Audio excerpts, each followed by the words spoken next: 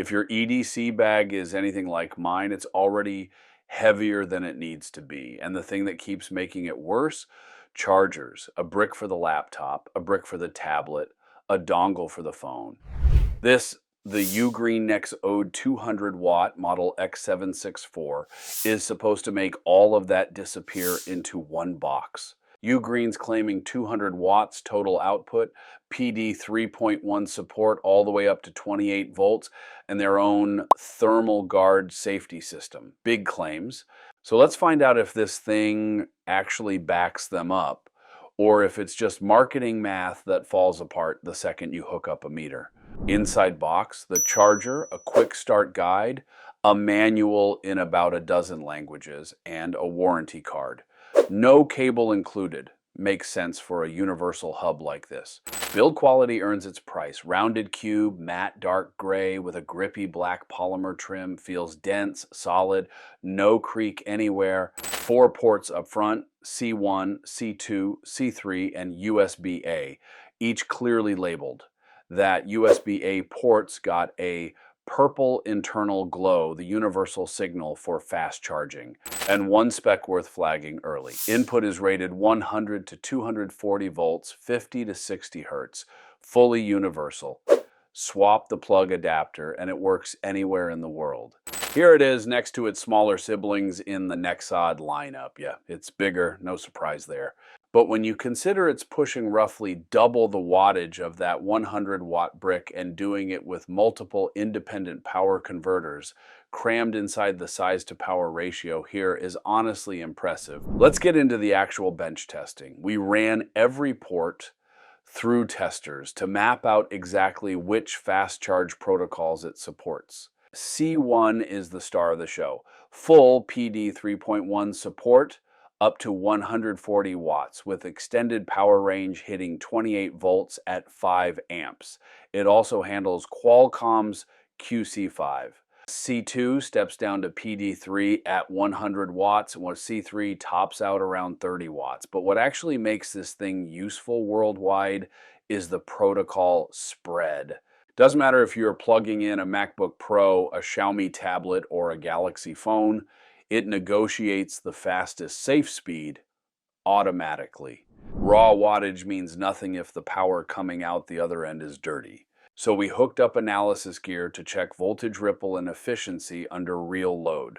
Across most of the load range, ripple stayed impressively tight, generally under 30 millivolts, which is genuinely clean power. One thing worth flagging though, at the absolute peak, full 140 watt draw on C1, we did see one reading spike up to about 51 millivolts. That matters because dirty power is what degrades your battery health over time. Still not bad for a max load single port, but it's not quite the always under 30 millivolts story. Output voltage also runs slightly hot on purpose to compensate for voltage drop across the cable.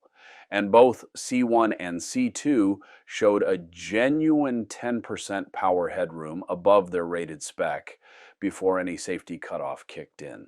Efficiency-wise, this thing performs. Under medium to heavy loads, it consistently sits above 90%, peaking at 93.2% at max output for C1 port. Higher efficiency means less power getting wasted as heat, which is directly tied to how long this thing lasts.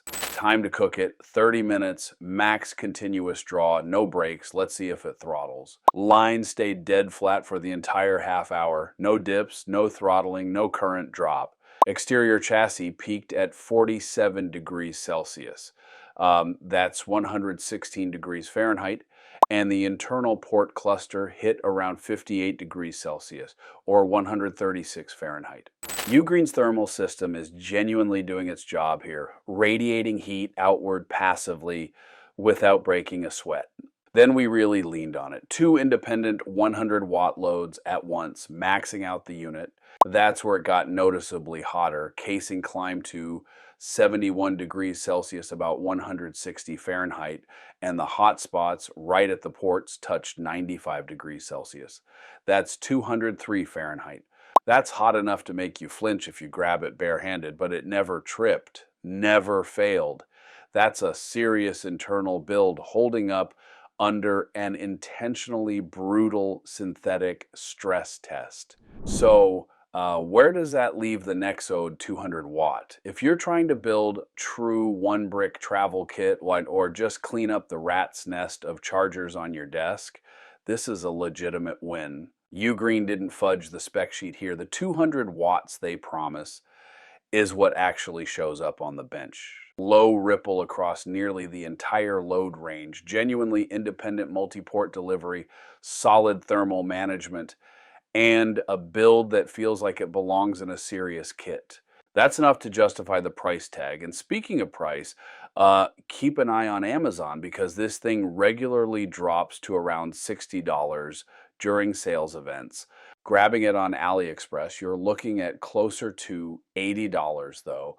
During their bigger sale events, I've seen it dip as low as $55. Just keep in mind, those are the prices as of this review. Always double check before you buy. Either way, for 4 independently managed high wattage ports, that's a solid deal. Honestly, right now, this is the best wall charger at this wattage class for a genuinely modest budget. Now, a quick heads up on what's coming. I've already tested dozens of chargers, cables, and power banks, and I'm organizing all of that into separate tables so you can jump straight to the category you actually need and instantly know what's actually good. Everything in them comes straight from my testing, honest, independent, no sponsor picking the winners. But I want your input on this. What parameters do you actually want to see in those tables? Efficiency, ripple, price per watt, something else entirely? Drop it in the comments. I'll read every single one and build the tables around what you actually need. If this breakdown helped, smash the like button, subscribe for more hands-on tech testing, and I'll catch you in the next one.